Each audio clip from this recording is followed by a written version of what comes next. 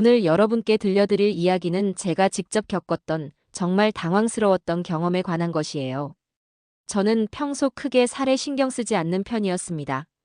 물론 거울 앞에서 살 좀 빠져야지 하는 생각은 했지만 그렇다고 다이어트를 심각하게 고민하거나 체중계에 매달리지는 않았어요. 그냥 자연스럽게 먹고 자연스럽게 사는 게 제 스타일이었거든요. 그런데 어느 날부턴가 정말 이상한 현상이 시작됐어요.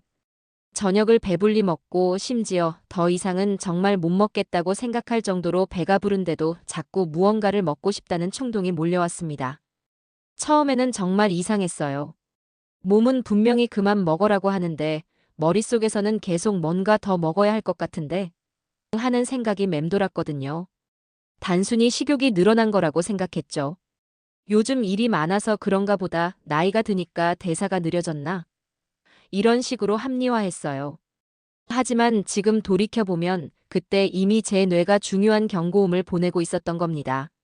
저는 그 신호를 완전히 무시하고 있었고 그게 나중에 얼마나 큰 문제로 이어질지 전혀 몰랐어요. 그 작은 이상 신호가 제 건강을 완전히 바꿔놓을 줄은 꿈에도 몰랐습니다. 그 무렵 회사에서 큰 프로젝트가 시작되면서 야근이 정말 잦아졌어요. 거의 매일 밤 10시, 11시까지 사무실에 있다 보니까 자연스럽게 저녁 식사 시간도 늦어졌고요. 늦은 밤 퇴근길에 편의점에서 라면을 사거나 아니면 치킨을 시켜 먹는 게 일상이 됐습니다. 그때만 해도 하루 이틀 이러다 보면 프로젝트도 끝나고 다시 정상으로 돌아올 거야 하고 생각했거든요. 그런데 문제는 그 다음이었어요. 라면을 다 먹고 나면 배가 정말 불러서 힘들었어요. 심지어 소화가 안 될 정도로 포만감이 느껴졌는데도 불구하고 머릿속에서는 또다시 무언가를 찾고 있었습니다. 아, 뭔가 달콤한 게 당긴다. 초콜릿이라도 하나 먹을까? 아이스크림이 있었으면 좋겠네. 이런 생각들이 계속 머릿속을 맴돌았어요. 정말 이상했죠. 몸은 이미 충분히, 아니 너무 많이 먹었다고 신호를 보내는데 뇌는 계속 더 먹으라고 하는 것 같았거든요. 심지어 회의 중에도 갑자기 단 음식이 떠올라서 집중이 되지 않을 때가 있었어요. 중요한 프레젠테이션을 해야 하는데 머릿속에서는 회의 끝나면 케이크 하나 사 먹어야지라는 생각이 계속 돌았습니다. 정말 당황스러웠어요. 이런 이야기를 주변 동료들에게 하면 다들 비슷한 반응이었어요.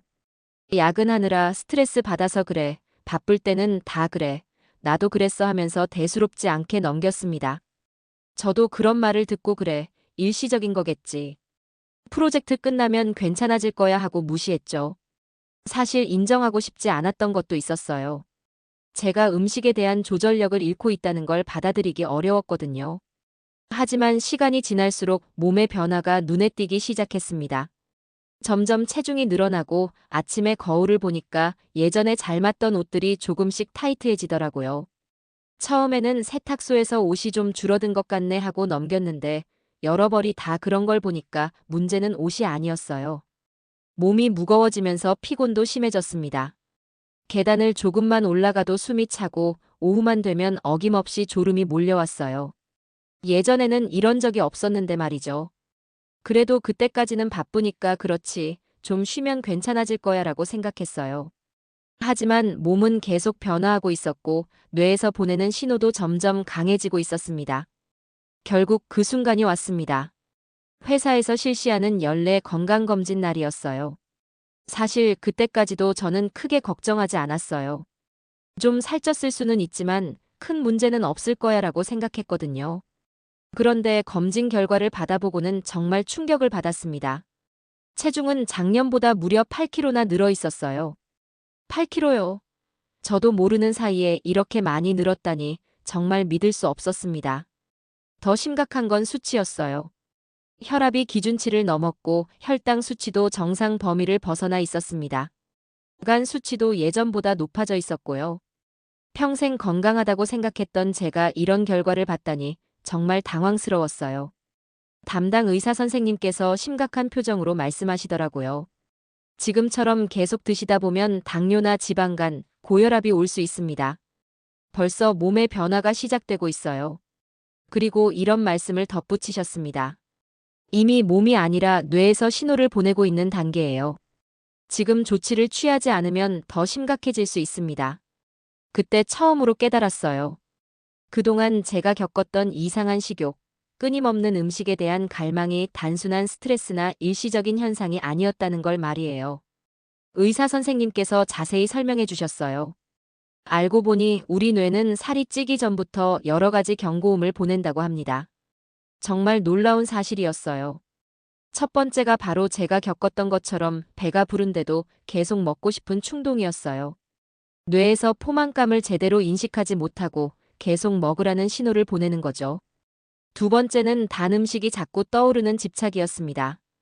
뇌가 빠른 에너지를 원하면서 당분을 계속 찾게 되는 거라고 하더라고요.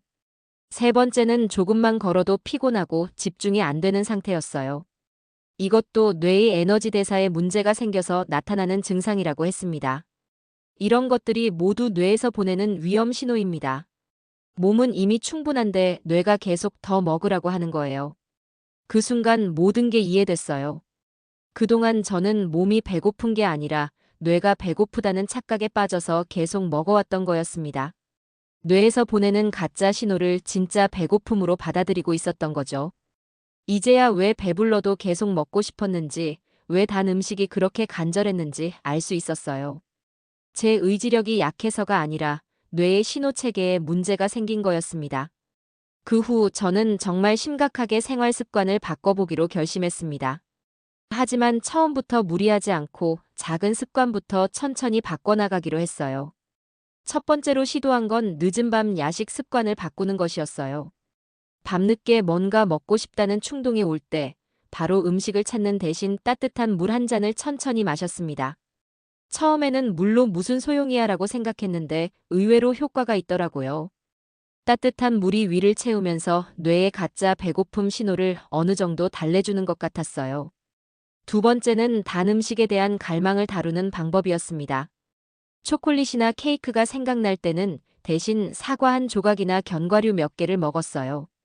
완전히 단맛을 차단하는 게 아니라 좀 더 건강한 대안으로 바꾸는 거였죠. 세 번째는 가벼운 운동이었어요. 10분이라도 집 근처를 걷거나 사무실에서 간단한 스트레칭을 하면서 뇌에 나는 지금 충분히 활동하고 있다는 신호를 보냈습니다. 처음 한두 주는 정말 힘들었어요. 뇌에서 계속 더 먹어, 더 달콤한 걸 먹어라고 신호를 보내는데 그걸 무시하고 다른 행동을 하는 게 쉽지 않았거든요. 하지만 점점 변화가 느껴졌어요. 뇌가 차분해지고 폭식하고 싶은 충동도 서서히 줄어드는 걸 실제로 경험할 수 있었습니다. 놀랍게도 3개월이 지나자 몸에 확실한 변화가 나타났어요. 체중은 다시 5kg 줄어들었고 그토록 걱정스러웠던 혈당과 혈압 수치도 안정권에 들어왔습니다. 하지만 가장 신기했던 변화는 따로 있었어요. 뇌에서 보내던 그 끈질긴 먹어라는 신호가 정말 많이 줄어든 거예요. 예전에는 하루 종일 머릿속에서 음식 생각이 맴돌았는데 이제는 배고플 때만 자연스럽게 음식이 생각났습니다. 저녁을 먹고 나면 진짜로 만족감을 느꼈고 밤늦게 무언가를 더 먹고 싶다는 충동도 거의 사라졌어요. 회의 중에 갑자기 단 음식이 떠올라서 집중력을 잃는 일도 없어졌고요. 그때 저는 비로소 깨달았습니다. 그동안 몸이 아니라 뇌가 저를 살찌게 하고 있었구나. 제 의지력이 약해서도 스트레스 때문도 아니었어요. 뇌의 신호 체계가 엉켜 있었던 거였습니다.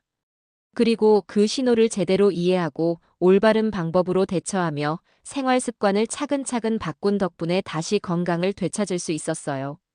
정말 신기한 경험이었습니다. 여러분도 혹시 저와 비슷한 경험을 하고 계신가요? 배가 부른데도 계속 먹고 싶거나 달콤한 음식이 자꾸 생각나신 적 있으신가요?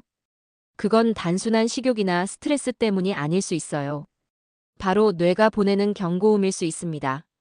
제가 직접 경험했듯이 이런 신호들을 그냥 무시하면 살이 찌는 건 물론이고 더 나아가서는 당뇨, 고혈압, 지방간 같은 질병으로 이어질 수도 있어요. 하지만 다행히 이런 뇌의 신호는 생활 습관을 바꾸면 충분히 조절할 수 있습니다. 작은 변화부터 시작하면 돼요. 야식 대신 따뜻한 물 한 잔, 단 음식 대신 과일이나 견과류, 그리고 하루 10분이라도 가벼운 운동 말이에요. 오늘부터라도 여러분의 뇌가 보내는 신호를 제대로 읽어보세요. 그리고 그 신호에 올바르게 대응하는 작은 실천을 시작해 보시길 바랍니다. 여러분의 건강은 뇌를 제대로 이해하는 순간부터 완전히 달라질 거예요. 저처럼 말이에요.